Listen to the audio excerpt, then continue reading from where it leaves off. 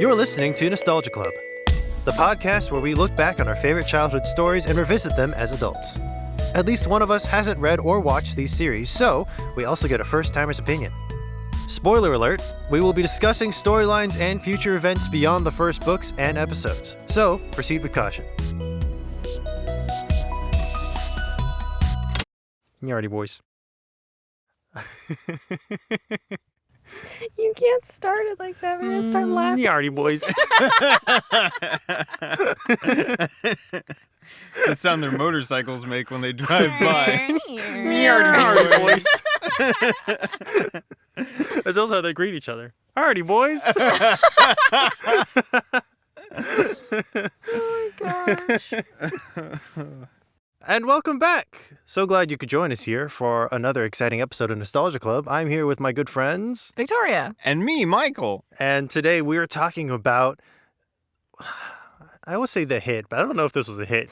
We're talking about a book series from the mid-2000s, Hardy Boys, Undercover Brothers. Not to be confused with any of the other Hardy Boys series. This is very specifically Hardy Boys, Undercover Brothers. And why did you choose this series specifically, Jino? Because they're rad dudes with cycles and CDs and they got gadgets and they go to school. And I picked it because I read these books as a kid because, you know, that's the premise of the series, but also because Hardy Boys, when people envision the Hardy Boys, they think of like, oh, Joe and the other Frank and the other one. Joe and the other one. Joe and Frank in the neighborhood solving quite mysteries and the tower treasure. Treasure and the father drives an automobile and they're going down to the creek and there's a body, oh dear. But no, these are the Hardy Boys. They drive motorcycles and they're hip, modern kids, specifically mid-2000s kids. These books are a perfect time-locked example of what adults thought kids in the mid-2000s were into. Mm-hmm. It's about 10 years too late, perhaps. Exactly. I have no knowledge, no experience with any other Hardy Boys material. This is my only snapshot into the franchise. And oh boy, is it dated. There's a lot of the fun terms that the boys use are like, this place is poppin'. And you're like, oh. Also the word dudette, a word I have not seen, read, or spoken in perhaps my entire life, blasting me in the face from the page. Dudes and dudettes. Oh, man. These are words that we used in, like, elementary school. I but, guess. like, barely. Yeah, there was a hint of irony to it. Yeah. These boys use them for real, because they're cool Hardy Boys. They are about as straight-laced as you can get. Like, I don't know, there's just, we're jumping ahead, but there's a point where one of them's Frank's writing an email to someone who's supposed to be a nefarious actor, and the email that he writes pretending to be, like, another nefarious actor is like, hello, sir, I am interested in doing a business arrangement with you, and you're like, that's a narc. Yeah. I mean, they do get caught. They probably read their email. It's pretty like, obvious. For any listeners who don't know, The Hardy Boys is a classic young detective series about two brothers who are not twins, but could easily be confused as twins. I thought they were twins. I was confused up until the point when you mentioned that. I believe Frank is 1 year older than Joe. That's probably true. What grade are they in? Who knows? How old High are they? High school. 16, maybe? In the original series, I think what happens is like, they're like younger and their dad's a cop and they solve mysteries and their dad's like, oh, I'm a cop, so I can let you do this.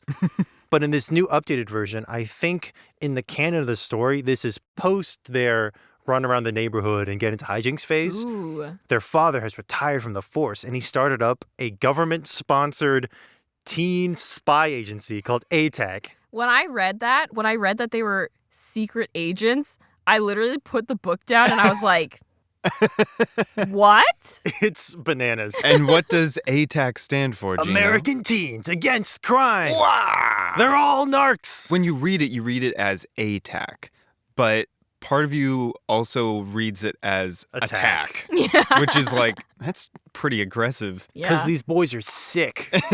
And rad. They're attacking crime in America. Physically and violently. And what kind of crimes are they attacking? You wouldn't download a car, would you? Then don't download a song. There is an explanation on Wikipedia that discusses what this incarnation of the Hardy Boys deals with. Because I guess in the earliest Hardy Boys, I guess the boys were very like, countercultural is not the right word. This is literally, I'm just pulling it from Wikipedia. So the listener can do their own research. But sort of like vagabondish and acting sort of like, if they got to break the rules to solve a case, they got to break the rules to solve a case. Yeah, they were not authorized by the United States government. But now they are fully authorized by the United States government. And so there's an interesting arc, I guess, from earliest Hardy Boys to later Hardy Boys that goes from like, we're just kids who will accept payment to solve cases, to like pay for stuff, and will occasionally like break the rules and bend the law and have not the greatest relationship with police and authorities because they don't like what we're doing. Interesting. And it's kind of like, in that way, sort of like countercultural or like vigilante-esque in a way. And I guess over time that was changed to make them more like palatable in some ways. And so in later series, it's like they never break the rules. It makes a point to say like, if we're chasing a baddie in a car or on our motorcycles, we don't break the speed limit. And the relationships with like authorities in later books get a lot more supportive and positive, and it's like the cops know them. Wherever they go, the cops are like, and those are the Hardy Boys. They're on our side. They're sanctioned. When their friends do a mildly illegal jaywalk, they get them. They get them with their handcuffs. We gave them handcuffs. So that's an interesting little arc, I suppose. And a lot of that has to do with who writes the Hardy Boys. Yes, because it's all under a pen name. You mean Franklin W. Dixon doesn't write all of these books? He's been alive for centuries, and he's been just churning out Hardy Boy books. They've kept him cryogenically frozen, and then they defrost him every time they need to write a new Hardy Boys book. He gasped back to life. He's like, what year is it? And they're like, we need 10 Hardy Boys books by next week. And he's like, please let me die. And they're like, this one's about extreme sports. And he's like, what's a sport? No. There's an interesting quote from, I believe it was Leslie McFarlane, who wrote a lot of the earlier books, like the earliest Hardy Boys books. And I guess they had a lot more atmosphere and a lot more prose and larger vocabularies. This was trimmed down later on to make them like easier to digest. She writes, I had my own thoughts about teaching youngsters that obedience to authority is somehow sacred. Would civilization crumble if kids got the notion that the people who ran the world were sometimes stupid, occasionally wrong, and even corrupt at times? Which is very interesting when you realize this was also, like written in 1927 initially. Yeah. There's like this big span of time that is like Hardy Boys, the main chunk, which I guess some people consider the same with like Nancy Drew, for example, earlier books like a part of an original canon. But when you look at the Hardy Boys publication dates before something like Undercover Brothers, which is sort of an amalgamation of a lot of earlier Hardy Boys, it's just like 1927 to 2005. And you're like, whoa, that's a lot of different permutations they were going through in that time, in a way, before they arrived at the most recent incarnation. There was even a version of the Hardy Boys that was like aging them up, and I guess it was a lot more hard-boiled. The original Hardy Boys, I think it was Frank or Joe, maybe it was Frank, had a girlfriend who in the Undercover Brothers series is replaced by, what's her name? Starts with a B. Belinda. Her name was like Iola, which I suppose is not as contemporary as names go. I mean, neither is Belinda, but we'll roll with it. Sorry. Any Belindas out there. We're coming for you. In earlier books, they had platonic girlfriends, which is what Wikipedia called it, which is, nothing happens in these books. It's just like, yes, they're with us in some regard. I mean, it feels, again, like I had a friend in middle school who could have a boyfriend, but they couldn't go on dates. Yeah. So...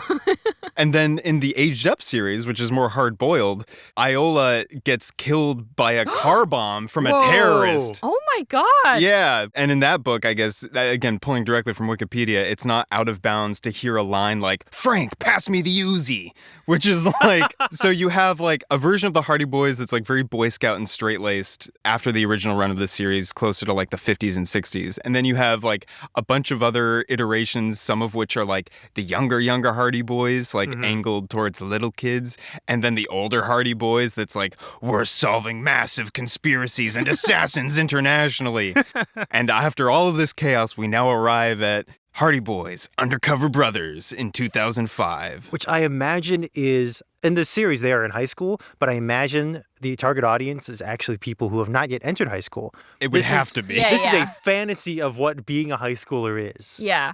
I was also thinking that because thinking back to when I read similar detective series in this kind of tone and style, it was before I got to high school. Yeah. So all of the comments about the in crowd and just getting to hang out at the mall with your friends after school, I was really into that. Sorry, Mom. Sorry, Dad. We're heading down to the ice cream shop to get some soda and pop. I mean, some super rad 2005. I don't know. No, that is the vibe of the books, though. If they go to a mall, for whatever reason, they throw out the names of a bunch of, like, fictional stores Yeah. that seem absolutely wild. Yeah. Or if they're throwing out the names of bands, it's like Ham on Fire or something. That and was the you're name like, of the album. Oh, The okay. band was the Flying Pigs. Flaming Pigs? Flaming Pigs? The Flaming Pigs. Flaming Pigs. There's a fire motif in that Yeah, book. yeah, yeah. And it gets hammered into our brain. We read books 1 because I wanted to introduce you guys to this version of the Hardy Boys. And there's sort of a continuation between the books, kind of, where they There do are some reference. recurring characters, like Yeah. the parrot.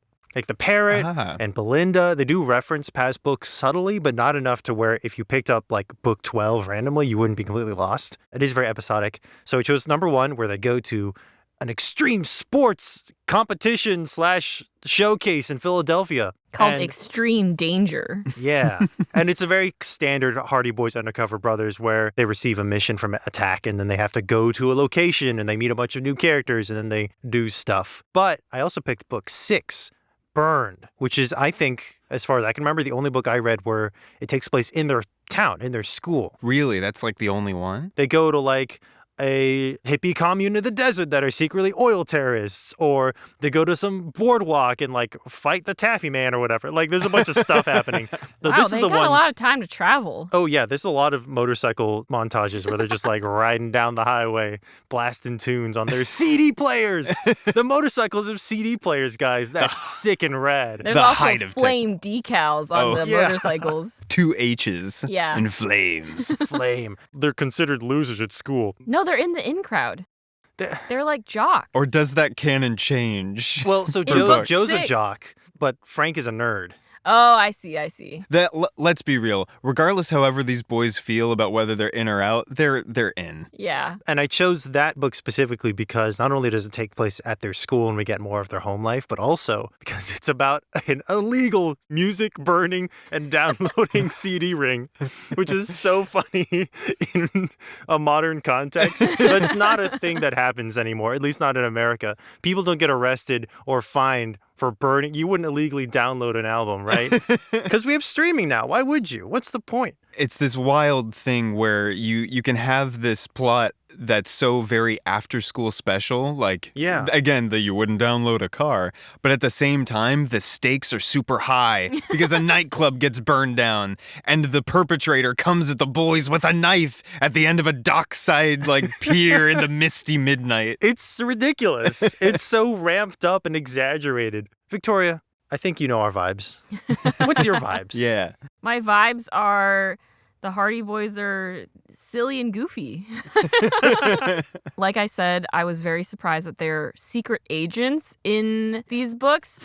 For context, I grew up with the Nancy Drew books, so I only ever interacted with the Hardy Boys in passing. Sometimes Nancy will collab with the Hardy Boys and they'll solve mysteries together. And so I've read the iterations of Nancy Drew that are kind of the equivalent of the Hardy Boys Undercover Brothers, where it's a much more quote-unquote modernized Nancy Drew. She's a bit older. Well, I don't remember that much about them, but I've read a lot of Nancy Drew books.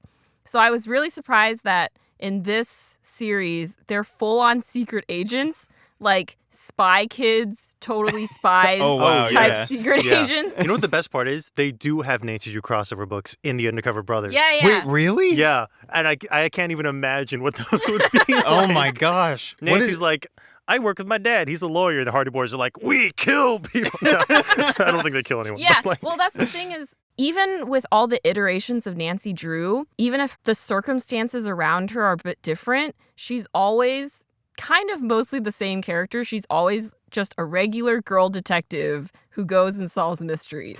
And then I get to the Hardy Boys and yeah. And they're just blasting. They're like blasting music. They're riding motorcycles when they're only like 17? They How have old to are be these at least kids? old enough to have a license, but who's letting their kids ride motorcycles to Philadelphia? Nancy's doing all this like very intense like clerical work of just going through files and investigating like attics and like trying to, okay, I gotta pawn all this stuff off because I gotta help my client. And so I'm like talking to all these different people, and then the Hardy Boys are just like, whoa, yeah, just like blasting down the freeway. Like, that guy looked at me weird, get him.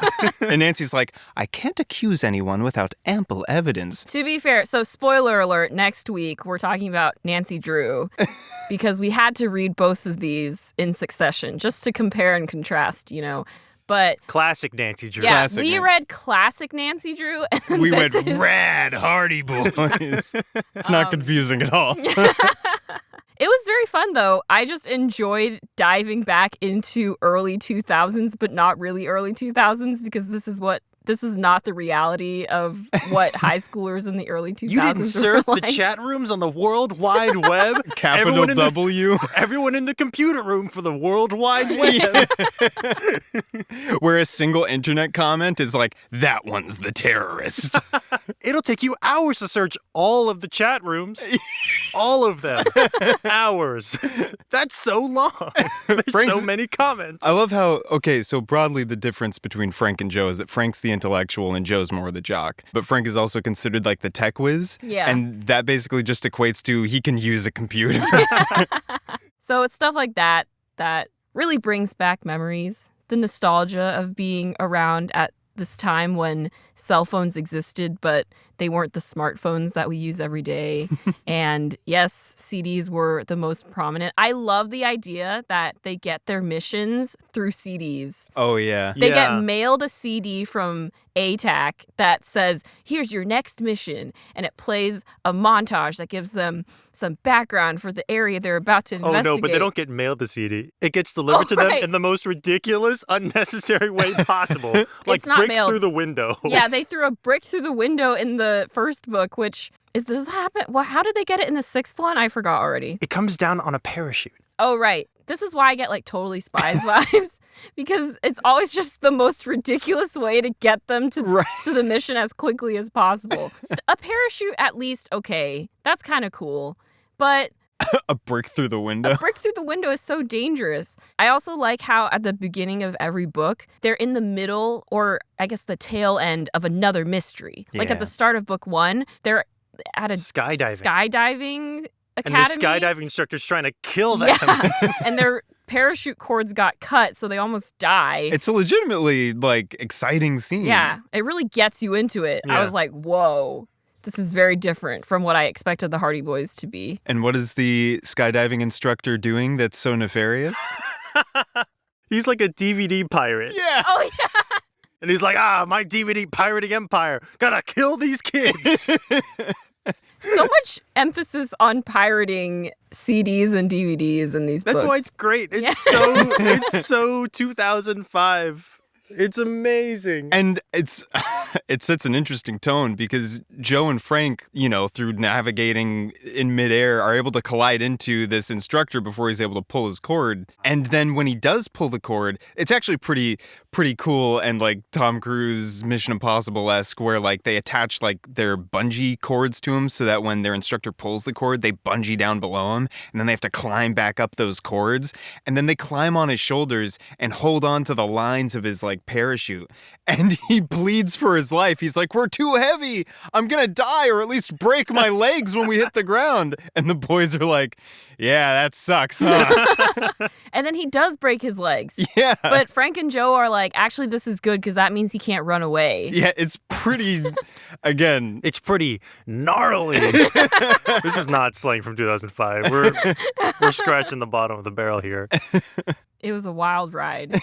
And the teenage drama elements that are woven in are always so funny. Like there's always like a pretty girl that one of them runs into during the mission, and then they split their time between solving crimes but also going on dates with the girl. So, you know, I will say good vibes. these are all American boys. They don't cheat on their girls. So the relationships do sort of carry through the books.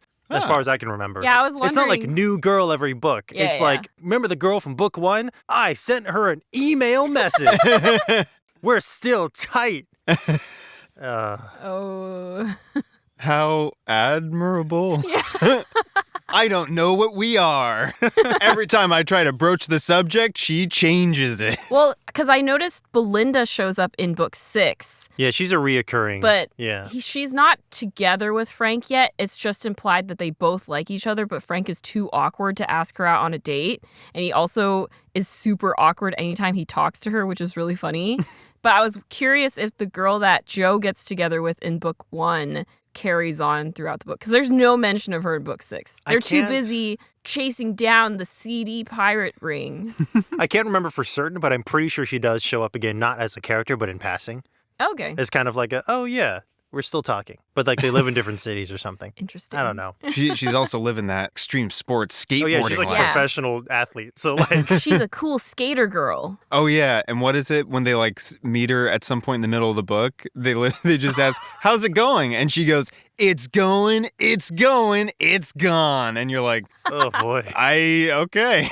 There's a lot of people saying, "Yo, dude," in these books. Hello, fellow kids.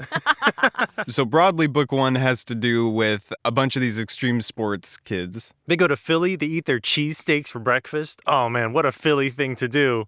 And there's an extreme sports game, and someone's been threatening the athletes on the message boards. And they see the message board message, and they're like, that's the guy. We got to find the guy. Victoria's face is in her hands. And they meet so many suspects, like Angry Storeman, who used to be the champion.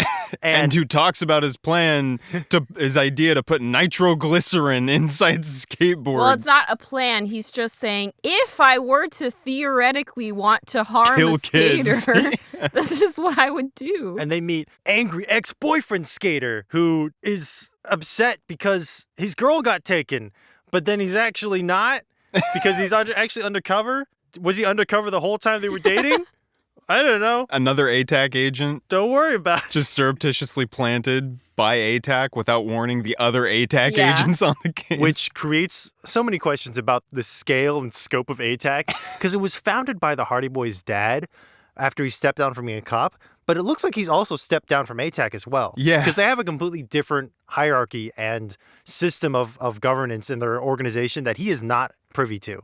So he founded this organization, inducted his sons in, and then immediately retired. Yeah. And he's like, go off and have fun, boys. I also want to make note that their Aunt Trudy, or Gertrude, whom they live with alongside their parents, she, as well as the boy's mom, Oh, yeah. they don't know that they're Yeah. in this thing.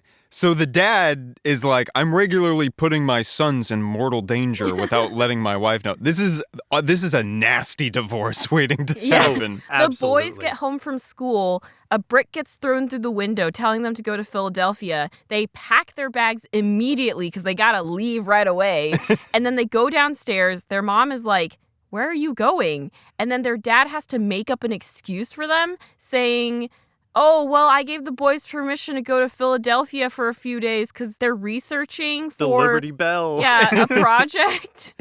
And the mom is obviously concerned and doesn't want them to go. Oh, man. This poor mom. I know. And then their aunt is always just saying, well, make sure you eat before you leave. And the boys are like, no, we can't. We have to go right now. We're too cool for your food, Aunt Trudy. 4 hours later on a bike, I'm so hungry. One thing about these books is that every mystery is always a whodunit. There are always suspect profiles inserted into the books The between suspect profiles are fun. and they always add information that's never actually brought up in the prose of the book. So, like, how did they know? ATAC. ATAC. Yeah, that's true. Government surveillance, because they're cool with the cops. And so the structure of the books is generally you meet a bunch of red herrings and you get suspect profiles on them. And then as the case goes on, the boys are usually like physically attacked in some way. And then they suss out the guy who did it. And you don't really get to know how they did it, but they do.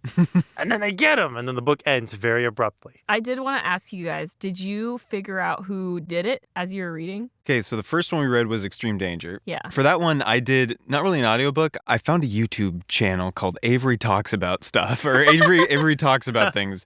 And it was a read through of, I presume, Avery just doing a read through of the book. And partway through, they were like, oh, I think it's this person because their internet pseudonym is just their job title backwards. Yep. See, that's smart. I knew who it was, but it was just based on vibes. Yeah. Well, it is, and it's meant for kids, so Yeah. you can't fault it. But it is a kiss of death to a character or subplot being involved in the main crime when you turn the page and see a suspect profile on them, because the person who actually did it never seems to get a suspect profile, at least until the very end. That's true. Yeah, so I think you probably sussed it out before I did. And often people with suspect profiles get killed by the real villain Oh, yeah? Yeah. throughout the book. I don't think any kids do. It's just if they're an adult. Yeah. If you meet a mean adult, you better Watch out. watch out. He's not lasting long. It's always the person who seems the most suspicious, usually gets killed. Yeah. The person they So- think done it. In the first book, the mean shop owner dies. He gets poisoned. Yeah, his coffee. His coffee gets His name's poisoned. Ollie. He used to be a world-class skateboarder. He falsely claims to have invented the Ollie, even though everyone says he hasn't, but he's stuck with it anyway. I think that's a lovely detail. I think it's Yeah. great. It's great character building. He got an injury, and so he's bitter about his lost skating career, and he hates these games. He hates the extreme sports games because the youth are so rude with their hip-hop and their CDs and whatnot. And he's bitter, and he's angry, and he talks about killing skaters, and then he dies. Rest in peace, Ollie. Too cool for this book. And he dies right before the Hardy Boys were going to go question him because I he think called so. in a tip to the local reporter guy who was also a suspect because maybe he's in it for the fame and recognition. I think his name was Maxwell, right? Yeah. Something Yeah. like that. Maxwell the reporter. Could he have done it? Because he wants the big scoop, and he said any reporter would kill for a story like this. These books love to do that. A character will say something that happens to coincide with the theme of the book, and the Hardy Boys are like, huh, suspect, evil murderer, suspect. There's also Eddie, was his name?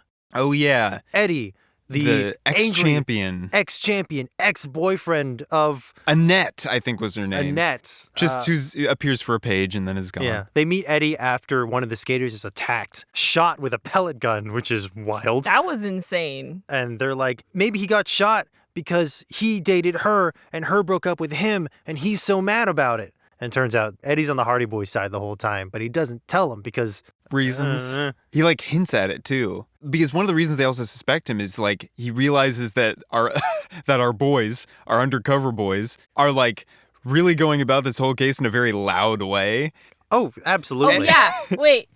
And The so best part the best part of this book is because first they go into the locker room as reporters, but then they realize they need to go back, but they've already been recognized as reporters. So they're like, quick, we need to change our disguise. So they go to some shop where they get a full makeover. Frank gets his hair dyed. It's like a punk salon or Yeah. something. And then Joe gets a full-on mohawk. They're like, we're totally different people. And they go back and they're immediately recognized By by everyone everyone. there. It fails spectacularly. I mean, it doesn't stop them from solving the case, Yeah. but come on. What's the point? Yeah, like Michael is saying, they're Yeah. definitely not being subtle. Joe's strategy for getting clues is to mingle with the crowd because the whole concept behind ATAC is that the boys are teenagers, so they're less likely to be spotted when looking for clues, and they're more able to mingle in with teenagers because a lot of these crimes have to do with teenagers. So Joe likes to mingle and talk to people and get to know them and suss out the crimes, but Frank, he's the smart one. He walks directly up to the suspect and points and says, "What do you know about crime?" I mean, it works sometimes, but I mean, Frank, come on, you gotta have some tact. That was also my other, I guess, comparison with Nancy Drew, where Nancy is very good at making up plausible backstories for why she might be talking to a suspect. And usually she gets away with it for the most part until certain developments in the case make her recognizable to the suspect. But these boys, they don't really care. They're just going to question everyone and blatantly talk about certain aspects of the case. who's that mysteriously suited motorcyclist clad in an all-black jumpsuit with the visor down? Other motorcyclists, do you know that guy? No, I don't think so. Get him! And then they race and take off through like crowds of people trying to like jump onto the actual track where the people are competing. They do a big flip yeah. and everything, and they catch him, and it's like, oh, it's just our friend from home. Why did you run? I don't know. Because you yelled at me and started chasing. I was scared because I thought you might think I was a suspect. Well, yeah, because you ran away. The first book culminates with them figuring out that it's actually the paramedic. This one paramedic showed up to every single accident / murder attempt / actual murder for every single one of these skaters / shop employees. He also has the best name. It's Carter Bean. Yeah. I will admit, once I learned his last name, for whatever reason, I was like, Bean. That's a very suspicious name. In a Hardy Boys book, where characters' names are like Clint Manley and Robert Bobson, Carter Bean. I think because he's very tall and lanky, like a bean. A lot of the adults are named after either the case or their personality or like figure, which I think is very funny. Like the villain in the second book is called CD Burns because he's burning CDs. Whoa! Ooh, watch out. He's coming for your sense of moral righteousness. It's Carter Bean. And he's doing it because he wants to be recognized as a hero? So the backstory is that Carter Bean was the paramedic who helped Ollie when he had his big accident, and he became a local hero. Everyone was like, oh, this kid just graduated from paramedic school and he's already saved someone. Like, he's so awesome. And he kind of took the spotlight for that. And I guess because he stopped being in the spotlight, he wanted to get back into the spotlight. So he just started hurting people so that he could immediately rush in and save them. He wants to get his picture in the local paper. Yeah. It's not a great motive. It's really not. There's a lot of analysis about both Nancy Drew and the Hardy Boys and these long-running series that have basically been around for 100 years. And one of the interesting things they talk about, and I suppose it can be true for this most recent incarnation as well, there's like this thread of like classism and whatnot to these kinds of things. Because in like the profile for the EMT, it's like, oh, he came from like very humble beginnings and a very like poor background. And he like worked his way up to being an EMT. And then he got recognition, and then he became evil. And he was willing to kill people to stay an EMT. Yeah. In the second book, every suspect that they have, the possible motive is always money. It's always like, this person owns a shop that's kind of going out of business because no one's like buying music from music stores anymore. And so that's his motive. He wants money to save his business. Or someone else also just is poor and needs money. Yeah, it's like, the corruptible masses or something like that. I suppose it's not entirely fair because it's like the corruptible masses and then the one person who's the actual main villain who is doing it for reasons. Yeah. I guess. The motive in this first book is definitely the least sympathetic because he has a job. He's a paramedic. He just decided to hurt extreme sports athletes for fun. Like, there's a version of this where you see, okay, this paramedic is really concerned about all these teenagers doing these extremely dangerous stunts, and he wants them all to stop. Yeah. Because it's not safe, and so he stages non-lethal accidents in order to try to get the game shut down. Yeah. But no! I want to be on the front page of local newspaper. Like, that first version would have been like the more like, oh, this is the after-school special, clear, like... You're like, oh, he has a point. It's dangerous to do extreme sports. Oh, but he's going about conveying it in an evil way. But the actual book is like, no, he's just way out of pocket. Yeah.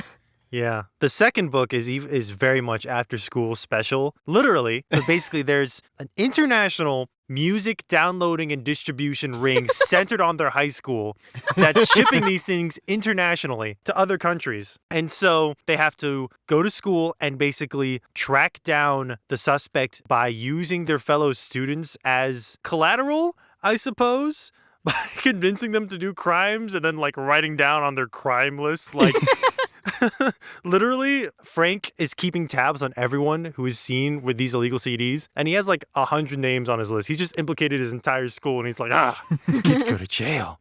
His brother has one. And he's like, it's illegal. Belinda sends him an illegal song via email. Yeah. And Joe is much more sympathetic towards these kids. Joe meets up with this illegal CD downloading ringleader, one of the kids in school, Julian, who... I really liked Julian. Julian's cool. Julian gets understandably very upset when Joe, a jock who has never talked to this, quote, loser kid, suddenly tries to, like, sidle up to him and be like, hey, you and I, we're really the same. You're really cool. Can you give me some illegal CDs? And Julian's like, and King Julian is like, oh, gosh. is like, this is super shady. I'm very upset with you. But eventually Joe talks him into it and actually becomes sort of a friend with him. Well, he doesn't talk him into it. Julian knocks Joe unconscious during a game of dodgeball during gym class. Joe gets knocked unconscious all the time. Yeah. This kid That's needs so much. a CAT scan or something.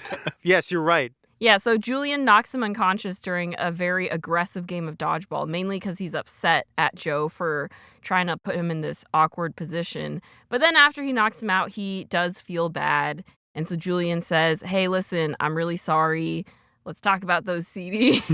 And Julian is living a very extravagant lifestyle because he has so much money from these CDs. 50 cents a CD. Whoa. Whoa. But his home life is sort of troubled. You get the sense that, like, he wasn't able to live a very extravagant lifestyle until this started happening. There's a small exchange about how his mom is completely glued to the TV and doesn't actually care about Julian. And Julian turns out to be fairly sympathetic. Obviously, they make a point to be like, he's stealing from the artists and also the record companies. They really specify the record companies a lot, which you're like, artists, sympathetic.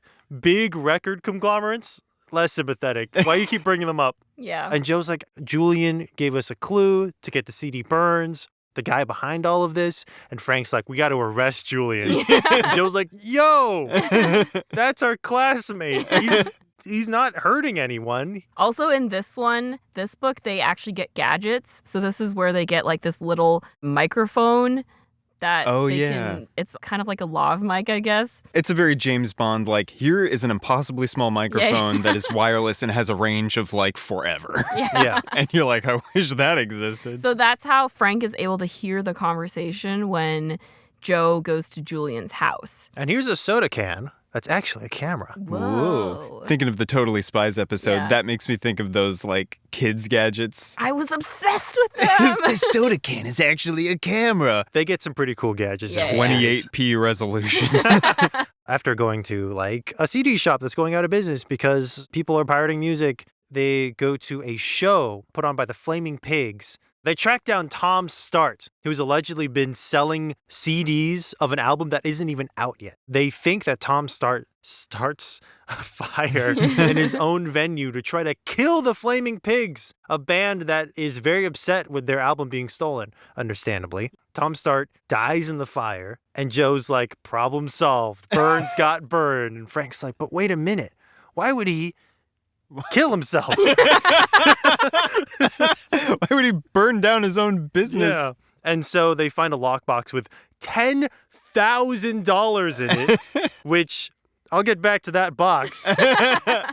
And they track down CD Burns' email address by tackling a guy in the mall. And they email CD Burns like, hey, we have your money. We'd love to return it. And so they meet CD Burns at the docks. And oh, snap, it's their computer science teacher. I knew it was him immediately. Yeah. who's doing it for reason. Money. Like, they didn't even go with the easy, like, oh, I'm a teacher and I don't make a lot of money, something commentary. It's just like, I'm just doing it because I want money. And if you don't, it's not the system that's the problem, Michael. It's just that they're bad certain people.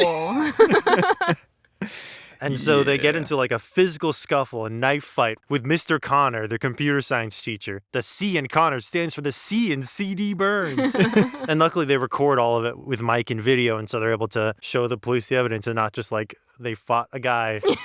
And they're about to get like knifed, and the Flaming Pigs come to their rescue, and Connor gets arrested, and the Flaming Pigs are like, oh man, we're so poor. We have no money because all of our album sales got stolen. But thank you so much for catching the guy who stole our money. And the Hardy Boys are like, tight. See ya! And they leave with $10,000. I don't know what this says about me or the books, but I didn't even realize that until now. Yeah, Because same. in the exchange, the meetup with Connor, with C.D. Burns, they have the lockbox that supposedly has right. the $10,000. Yeah. And it's played as a joke because when they hand the lockbox over, it's revealed to be Joe's computer science essay. That's been kind of like planted throughout the book as he needs to turn this into Mr. Connor, but he's really bad at computers because Frank's the genius and Joe's the dumb jock. It's a fun payoff. It's when a he very opens fun it up. payoff. But then there's just like $10,000 just sitting in their bedroom or something, and not one of them thinks, ma'am, this is technically the Flaming Pig's money, and they really need it Yeah. because they're starving musicians.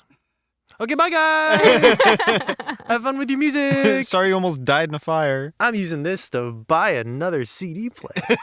Those CD players. Those rascally CD players, those rascally boys. I just think it's so funny because like the whole book is about condemning people for burning CDs. But like, who hasn't burned a CD in their life? I actually looked it up because I was really curious. Like, have anyone been federally prosecuted for this? And I found 2 cases. I think the only 2 cases that were this big and newsworthy. One was a woman who downloaded like probably hundreds of songs, but she got caught for 30 of them.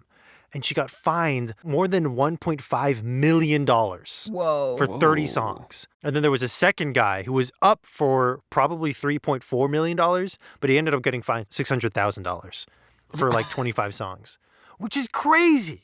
How? That's so much money.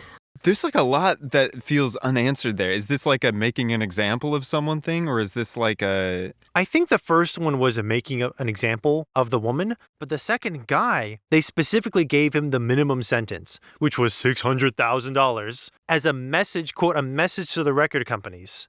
I don't know what the message was. A message? I don't know. To the record companies? But the defense Make your team, music harder to steal. I don't know. But the defense team saw it as a victory. They were like, we're really glad that this is the outcome because it sends a message to the record companies that they can't get away with something. There's probably a reason that They I can didn't pick only it up. extract $600,000 from one person. And not like $3 million. There were also a lot of smaller cases of basically internet providers noticing that people had torrented stuff and then sending them like essentially warning letters like, hey, we noticed you downloaded all of Breaking Bad. Don't do that. Or a small fine, like $60 fines. But again, in our modern world with streaming services, which have their own set of problems, yes, artists are getting their money stolen in other fun ways now. Now it's getting stolen legally. Nice Spotify. Just kidding, Spotify. It's okay. Promote our podcast. Promote our podcast. It's just a joke. It's just a funny joke.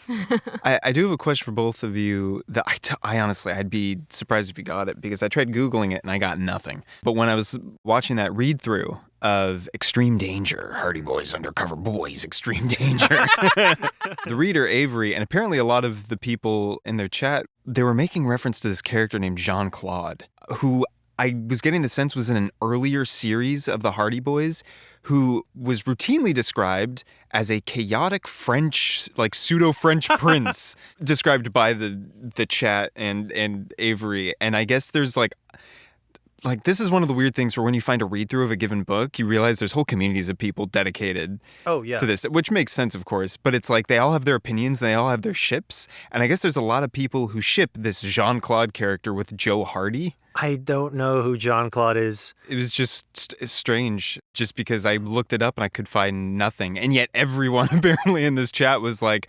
Jean-Claude's gonna make that skater girl disappear when he realizes that. I was like, whoa. Whoa. But then, like, I don't know. Part of me almost like was like found my own bandwagon to jump on, because in the next book, Burned, when Joe had all these interactions with Julian and like learned more about Julian, and Julian starts out very opposed to Joe and then like starts to open up to him and like makes him his own like CD mix. I was like, I'm kind of shipping Joe and Julian right now. Julian, what a king. What? A king? A king? Meanwhile, Belinda's practically throwing herself at Frank, like, And Frank's like, I'm so awkward and nervous. And Belinda's like grabbing him by the face and like, I like you. literally, would you like to go on a date? And Joe's like, yeah, go on the date. Frank's like, no, I have to do secret American things for my country.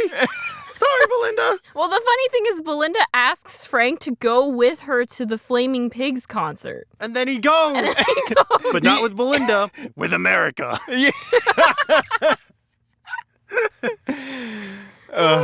Okay, I'm trying to find... There's someone called John Charles Perezot, but I can't find What anything book? about this person either. What book does Jean-Charles Perezot show No, he's up just in? in the TV series, but that was Oh. the closest Wait. Jean I could think of. I wonder if Jean-Claude isn't even in the Hardy Boys. And he's a separate character that the community has, for whatever reason, shipped with Joe Hardy. That This is does possible. happen. That does happen. That does happen. That could be it.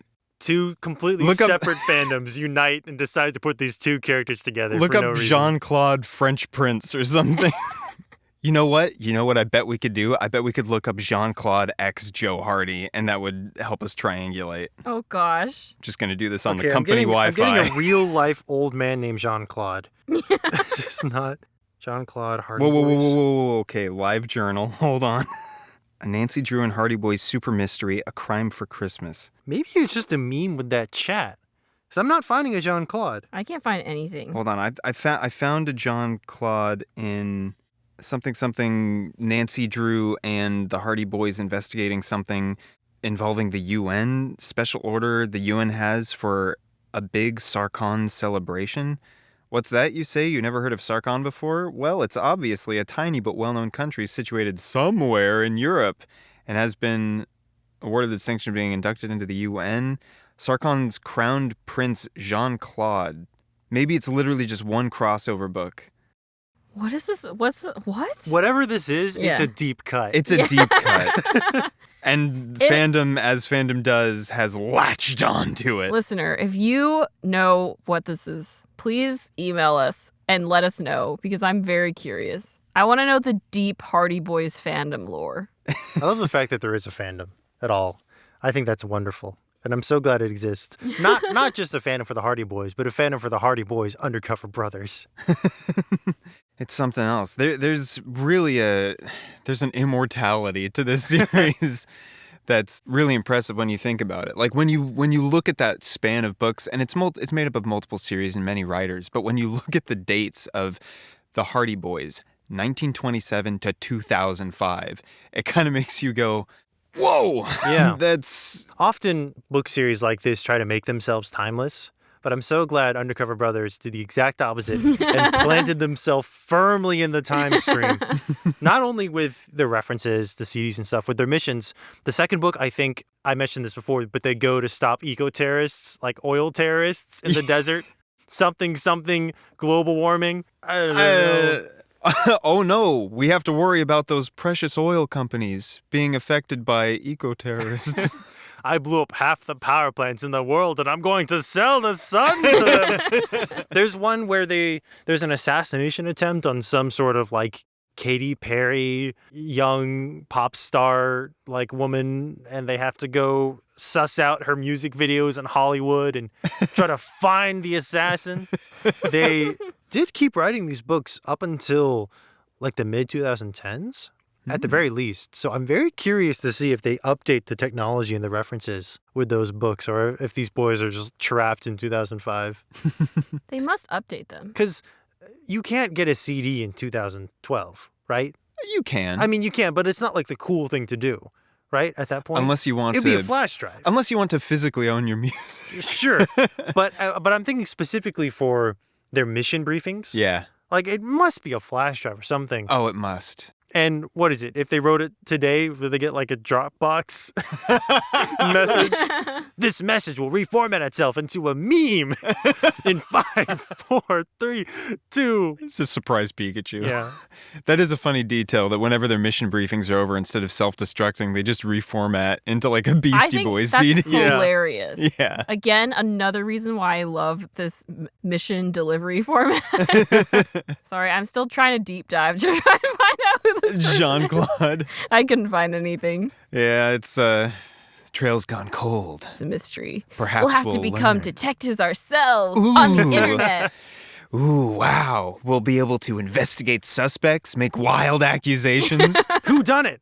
Was it Old Man 1 or Old Man 2? Oh, they're both dead! Ah, yes, my biology teacher. There we go. I figured it out.